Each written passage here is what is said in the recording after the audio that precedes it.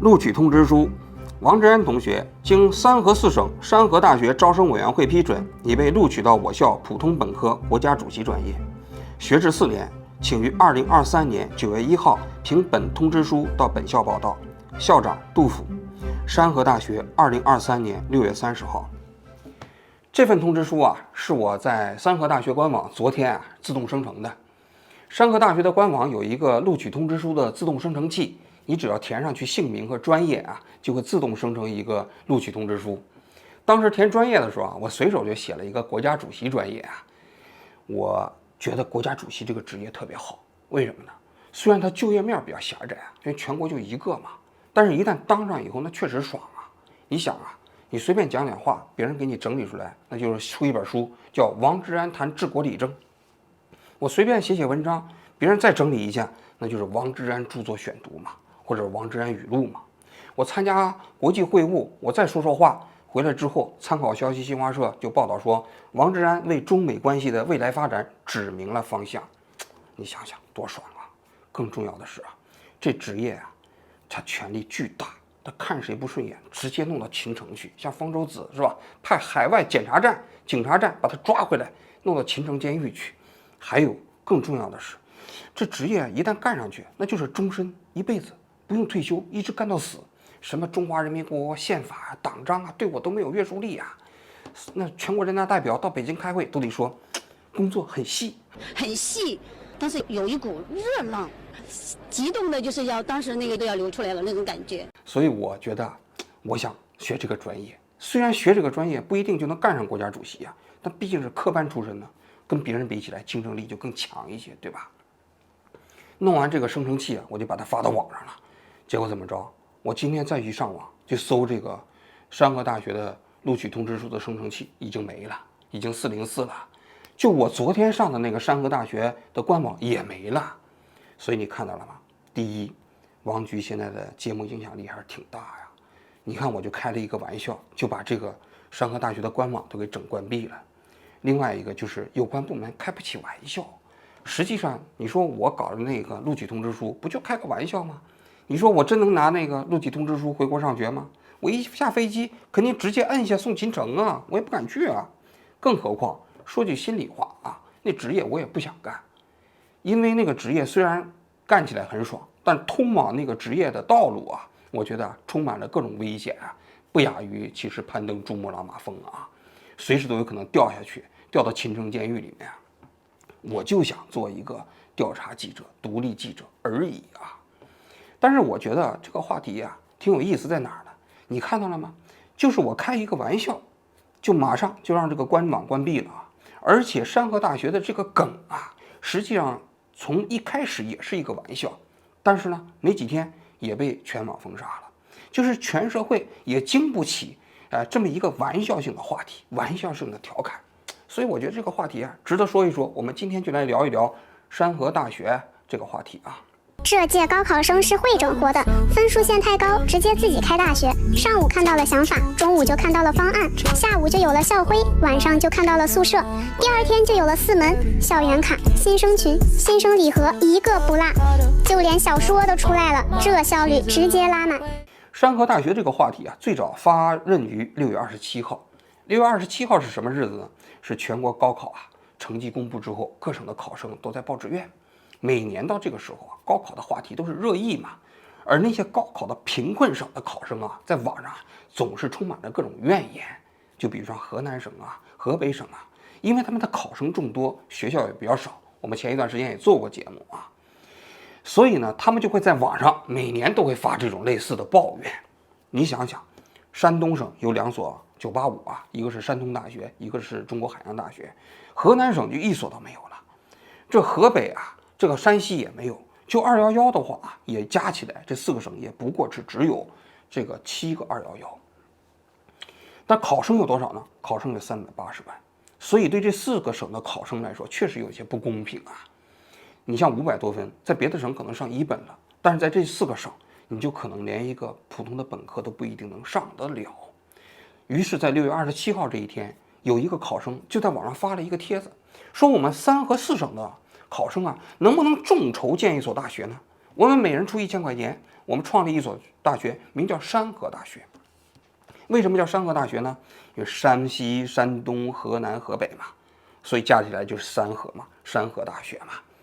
他说我们这4个省有380万考生，一人出1000块钱，就是380个亿，380个亿，我们能建一个超一流大学，我们自己给自己招生，那这个是多好的一件事情啊！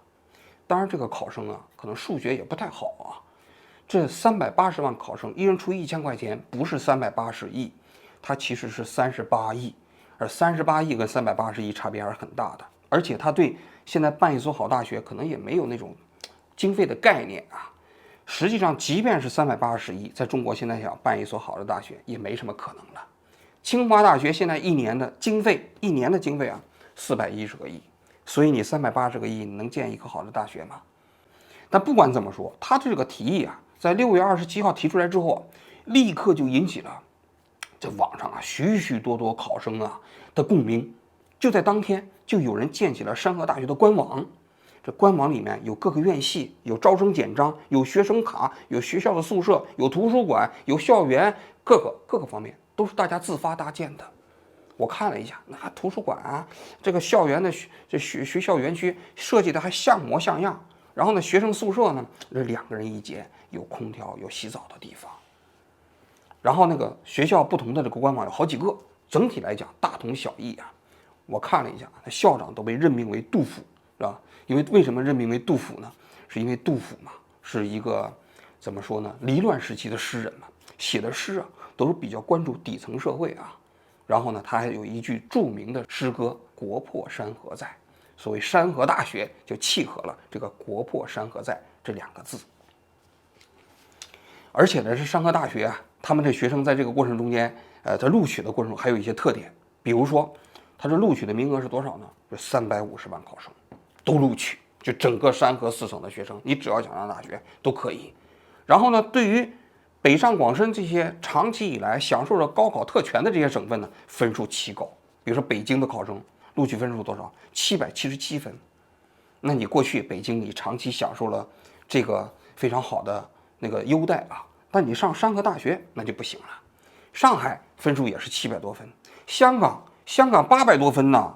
因为大家可能都知道，那香港这些港澳台的考生上国内的大学就更容易了，所以他们对香港啊、北京啊这个地方逆向歧视，其实也是为了出一口心里的恶气，多年以来被歧视的恶气啊。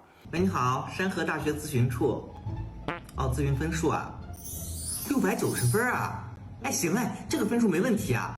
你户口在哪呢？北京啊？那不行啊。我们山河大学主要是招山东、山西、河南、河北的考生，省外的得700分以上吧。哎，要不你去那个清华、北大看看啊？你就想上我们山河大学呀？哎呀，那是什么呀？啊，你挪户口吧。台湾的考生他们还搞了一个叫榨菜工艺专业，就是前几年台湾不是有政论的名嘴说大多人吃不起榨菜吗？结果呢，这个山河大学还搞了一个榨菜工艺专业，除了榨菜工业专业以外，其他的专业分数也很高。这整个山河大学的这个录取啊，都是这个一个方式。总的来说，是他们出气的，表达一种情绪的宣泄口。就是你们过去不是歧视我们吗？我们不能在现实生活中间逆向歧视你，我们总是可以在梦里面歧视你们吧。然后呢，这学校啊，组织建设也看起来也挺规范的。校长除了那个杜甫是校长以外，还搞了一大堆名誉校长。那张雪峰也被任命为这个山河大学的名誉校长了啊。然后管理体制上说要实行民主集中制，啊，这个不能有任何特权，是吧？等等吧。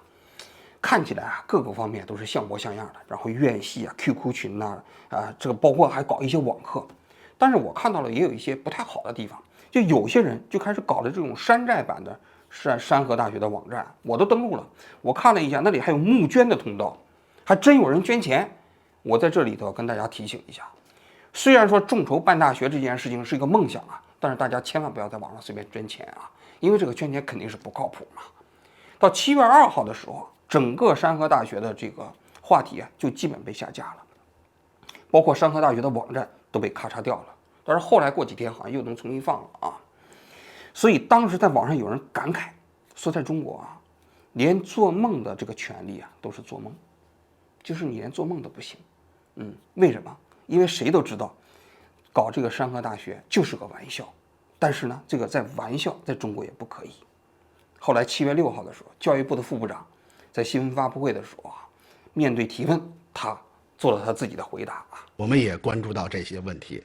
这个面对我们高等教育进入普及化新阶段的这种新的形势，和服务区域经济社会发展的这种新的挑战、新的问题，教育部将围绕增强国家的竞争力、服务经济社会发展的重大战略，促进全体人民共同奋富裕的这种目标，不断地优化高等教育资源的布局结构，支持中西部地区，特别是人口大省，扩大高等教育资源的规模，优化类型结构和区域结构。谢谢大家听一听，全是官话套话啊！其实教育不平等的问题大家都知道，由来已久啊，他自己不清楚吗？实际上，在他的眼中，这个问题呀，可能他根本就没想解决，就是这样啊。那怎么看这件事情啊？我觉得啊，教育不平等这个话题啊，大家已经说的很多了。我想说另外几个话题啊。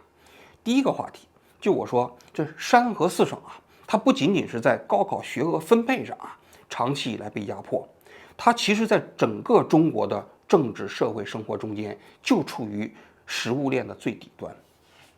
比如说河北省，就算高考吧，它也有一所211啊，但它的211在天津，实际都不在河北。你们河北离北京那么近，211大学一定不少吧？211，哼，哟，清华的雅莎，包顶的鹤董和弄懂，石家庄的师范科院医科董，唐山的河北理工，河南的河北工程都不错。哇，这么多学校都是211，都不是啊？不是很多211吗？有一个唯一的211，河北工业大学，那肯定在省会石家庄吧？在天津，天津是河北的，不是？而且啊，河北省悲催的是啊，它虽然说它在学额分配上也备受歧视，但它连存在感都没有。就是每年的讨论这个话题的时候，大家都会拿河南去举例，都不会拿河北去举例。所以河北省实际上在中国是一个存在感非常低的省份。为什么？因为它长期生活在中国首都北京巨大的权力阴影里。我给大家讲一个故事啊，去年的时候啊，就是全国各地不是进行封城隔离吗？其实，在河北有一个地方叫北三县，这北三县是河北的一块飞地，它夹在了北京和天津之间，就是大厂啊什么那几个县啊。北京有一个非常著名的地方叫燕郊吗？啊，就是北京很多买不起房的人就在燕郊买房，而燕郊实际上就处于河北的北三县，它不属于北京的辖区，但是离北京很近。但我了解的信息啊，这北三县啊，在去年相当长一段时期内就一直被封城，而且更可怕的是啊，它在这个过程中间根本没有发现任何疫情。新疆也被长期封城，但新疆还有人出来叫唤，有人反抗，但是北三县呢，你听不到一点声音。为什么？就是因为北京觉得你近，北京觉得不安全，就把北三县整个给封起来了。所以河北省长期以来啊，在中国啊，它其实就是被北京这种巨大的权力啊覆盖之下，就生活在一个阴暗的阴影里。我给大家再讲一个故事啊，这王岐山当时当市长的时候啊，就曾经找河北省，当年河北省啊正在推广种水稻，因为水稻的这个经济性啊比那个小麦要高，那种水稻呢，农民收入会高一些嘛。王岐山就找到河北省说，你们不要种水稻，为什么？因为北京和天津的交界处有一个水库叫官厅水库，这官厅水库的水源理论上来讲是河北省和北京市共同使用，但是呢，王岐山就认为，如果你河北省种水稻了以后啊，你会用更多的水，这更多的水啊用完之后，北京的水就可能就受影响了，所以就不允许河北省种水稻，就是这么一个一纸命令，河北省就只能服从。所以你就知道河北省在中国啊这个社会中间悲催的地位了，这是一个方面。第二个方面，就这4个省还有一个共同的特点，它基本上整个产业啊都在中国产业链的下游。网民不都说了吗？说是河南是种地的，山西是挖煤的，河北是炼钢的，山东是种菜的，是吧？这4个省的 GDP 啊，除了山东省以外啊，它的人均 GDP 超过了中国的平均数额。那么河南山西和河北这3个省都在中国的人均 GDP 之下，尤其像河南啊，它的农业 GDP 所占比在全省啊达到了10%，其实是非常高了。也就是说，它确确实实种地的，而山西就是挖煤的，而河北就是炼钢的。而河北炼钢大家都知道有一句口头禅，说中国的钢厂量世界第1，第2呢是河北，第3呢是唐山，第4才是美国，第5呢就是唐山瞒报的产量，是吧？确实如此啊，唐山一个市的炼钢的产量超越美国和日本。但是他们炼的钢啊都是粗钢，这粗钢啊1年1吨钢的平均利润大概就是70块钱左右。所以你虽然说你从事的这个产业啊看起来好像规模也挺大，但就是不赚钱。你包括山西，你煤炭可能比较赚钱啊，但煤炭都是国有企业嘛，你挖出来的煤赚的钱都是企业的，但是老百姓没什么钱。而对于种菜的和这个种地的，那你这个附加值就更低了。所以原本整个中国的这个工业化这个产业链上附加值都不太高，但是对于河南、河北、山西、山东这4个省来说呢，他们又属于这个食物链的最底端。那这带来一个什么后果呢？实际上这跟前面说的那个问题啊是相辅相成的。为什么呢？就是这4个省的考生啊，实际上他不仅仅考大学比较难，他其实就业也非常困难。因为这4个省啊没有特别好的就业机会，因为它的就业机会比较少，收入比较低，因为你没有足够的高端产业链嘛，你容纳这些考生嘛。所以这些考生即便考到了外省之后，再想回到自己的家乡，想要找到一个不错的工作来说，也基本是不可能的。所以啊，山河大学啊，它不仅仅反映的是这4个省考生啊对高等教育不平等的这么一个怨言，更重要的实际上是整个这4个省啊的年轻人，在整个求学就业过程中间的绝望，他们没有出路。相比于像江浙一带啊，相比于像广东一带啊，他们的出路也非常非常渺茫，这才是他们真实的写照吧啊！观吴越燕京数校，枉为圣道。建号985，自是211。祸乱朝纲，鞭挞八荒。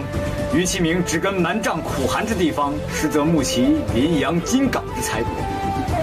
又有一南一北，2世居其，窥及天龙人饕餮鱼肉，海市蜃楼，低分上学高仁义等。骄奢淫逸，先及我前手之高志，倒行逆施，又逼我匹夫之苦穷。其风靡靡，其势汹汹，天道之倾覆，实为寰宇所共建。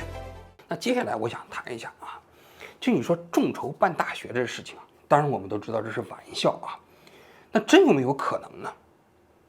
其实啊，在中国的历史上啊，我们是有过众筹办大学的。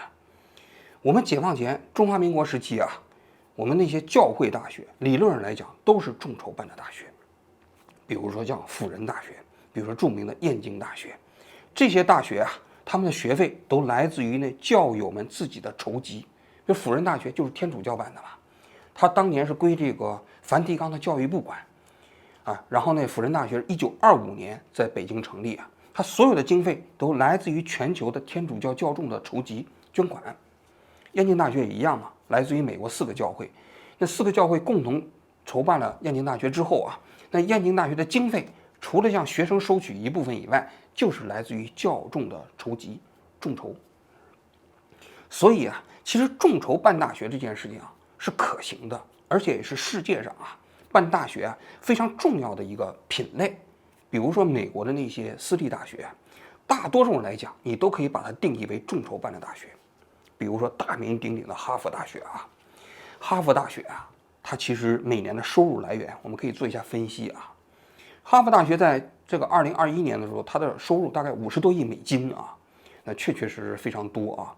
这50多亿美金中间，大概有45%到48%就来自于捐赠，全社会的捐赠。那这个捐赠的占的比例就非常高了。另外有20%大概是学生的学费，这学费所占的比就比较低。再有一个是科研经费，还有11%左右呢是来源于这个政府的拨款。那你可以看到啊，这个比例啊，那历史上呢也会出现一些变化。就哈佛早期的时候，那捐赠的这个比例更高，但是这些年，因为美国政府呢对教育的扶持，所以也随着哈佛这个学术水平的提高嘛，所以它的这个科研经费啊，政府的拨款的比例也在上升。但总而言之，你可以看到了嘛，哈佛本身它自己啊，这个收入的主体就是来自于社会捐赠，而社会捐赠是什么？社会捐赠就是众筹啊。所以你可以看到了吗？在国际上啊，众筹办大学就是一个办教育的一个主流形态。那在中国为什么就不能众筹办大学呢？在现在呢？这其实是一个特别有趣的话题啊，也特别有意思的话题啊。或者说，我们把它换言之，就是中国的这些所谓的民办大学跟国外的这个众筹大学啊，众筹办的大学有什么区别？我们先来回答第一个问题啊，为什么在中国众筹办大学不行？因为在中国啊，实际上是实行的高等教育牌照制度。一方面是公立大学你就不用管了啊，就政府这些亲儿子啊，都是政府指令办的，他有没有牌照也无所谓。但你在民间如果是私人想办大学的话，你得向教育部申请牌照，这个牌照是实行的牌照管理，你申请不到你就不能来办大学。为什么要对这种牌照进行管理呢？那实际上中国是把高等教育不仅仅当作是一个教育，不仅仅当作是一个社会服务，它更重要的是当作一个意识形态控制的端口嘛。这所有的大学都要进行意识形态的这个教育，都要学习近平的讲话呀，学中国特色社会主义的理论呐，要搞中国的思想政治教育啊。而且呢，中国的大学里头呢都有党组织，它要搞意识形态控制嘛，不允许你在这里头随便批评政府，不允许实行所谓的言论自由，也不允许实行教授之校嘛。所以它要实行这个所谓的这个教育牌照的控制。你要想申请这个牌照，你就必须按照它的这个规矩来。所以你要想一般的众筹是不太行的啊，这是第一个方面。第二个方面就是中国其实现在也有1000多所民办大学呀。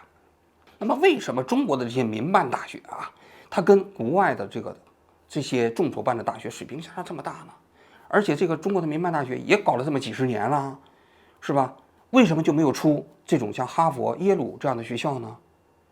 也就是说，这个问题我们再转换一下，就算3河4省的学生他能众筹办大学，他为什么就很难出一个类似于国外这样的这个名校呢？我觉得这里有一个非常核心的问题，就是国外这些众筹办的大学啊，都是独立财团法人。你去可以看一下啊，就是哈佛大学，它其实啊，你不管是捐赠也好啊，政府拨款也好啊，都是非盈利的。这些钱进入到哈佛大学之后呢，哈佛大学每年公布财报啊，然后哈佛大学就公布这钱收上来之后每年花多少，支出多少。然后哈佛大学还有一个基金啊，哈佛大学的基金现在已经500亿美元的规模了啊，富可敌国呀。它是运营校友的捐赠，捐赠完了之后它投资完了给哈佛提供更多的经费啊。但总而言之，在整个这个教育体系过程中间是没有人盈利的，而这个学校整体的管理啊，它是一个相对比较独立的中立性的组织。不管是任何人，你给哈佛捐钱，你给哈佛拨款，你都不能干预哈佛本身自己的学术独立性。哈佛本身就是教授之校。但是在中国你会发现，中国也有1000多所民办高等学校啊，但是中国这些民办学校有一个最大的特点，表面上看来讲，他们也是什么非盈利组织啊，但是所有的中国的民办学校中间最大的特点，它都有一个投资方，这些投资方它都是要千方百计的回本的，要赚钱的，他们并不是真正的这个所谓的非盈利组织，更何况啊，这里头啊绝对没有一个独立的校委会来管理学校，更不存在教授之校了。在这样一个体制下，你就可以看到啊，在中国你即便是能够众筹一个大学，其实你也众筹不出来一个哈佛，别说哈佛了，就是中国的一个985你也众筹不出来。为什么？就在于中国现在没有一个让大学自由办校的这么一个土壤和制度。对于中共来说，他宁愿让资本家办校，他也不会允许你们随便众筹办一个不受约束的、不受管理的独立的学校，因为资本家好管啊。资本家你办学校的时候，你投资之后呢，你就要赚钱，你赚钱你就要听命于这些政府部门的人。因为你不听命的，他随时可以把你这学校的牌照的取消。但是一个独立的学校比较麻烦的就是，它没有利益了，它就要跟你进行价值观层面的博弈，那对于中共来说，这是完全没法忍受的。所以你可以看到了吗？中国啊，在1949年成立之后，第一步做的是什么？就把所有这些众筹办的这个大学全部解散了。辅仁大学并入到了北京师范大学，燕京大学并入到了这个北京大学。然后后来辅仁大学在1960年的时候在台湾复校了，而且辅仁大学在台湾的整个的教育水平还是不错的。但是在大陆这些大学本身，它即便并入到了，比如说北京师范大学，北京师范大学实际上也不再承认它的传承过程中间有辅仁大学了。就像北京大学啊，它实际上现在的校园校舍都是燕京大学的，但是你看北京大学啊，在它的校史的传承过程中间也不提它继承于燕京大学这一段历史。而燕京大学当时在1952年院系调整过程中间，它是一个大学被肢解了7部分，啊，土木工程系啊都并到清华去了，什么其他的系都变到别的系去了，中央财经大学什么之类的，啊，剩下的划归为北大，而北大只不过占了燕京大学这么一个地方而已。为什么？就是我们对这种众筹办大学啊是不能容忍的，是零容忍的。所以啊，说了这么多，我想说的是啊，在中国啊，众筹办大学啊，真的这个梦想就是一个梦。对于啊山河4省的考生们，我想跟他们说的是啊，这是中国今天的一个社会现实。你们能做的啊，就是不停的卷，努力的考出这4个省，通过自己的比别的省份更多的努力啊，去改变自己的命运呢。除此之外啊，就别再随便做梦了。好，我今天就讲到这里，谢谢大家。你户口在哪呢？北京啊？那不行啊，我们山河大学主要是招山东、山西、河南、河北的考生，省外的得700分以上吧？哎，要不你去那个清华、北大看看啊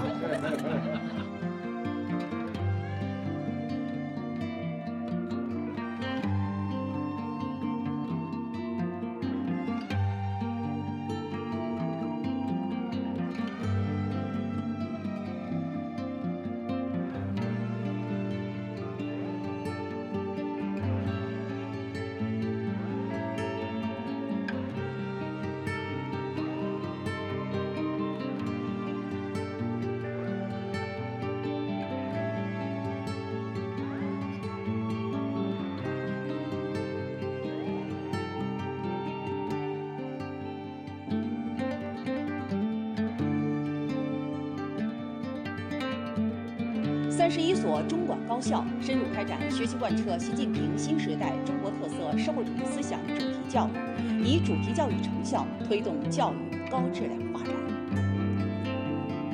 中管高校紧扣主题教育目标任务部署谋划，结合教育工作实际，精心制定工作方案，构建工作体系和工作机制，把学习贯彻习近平新时代中国特色社会主义思想这一重大政治任务作为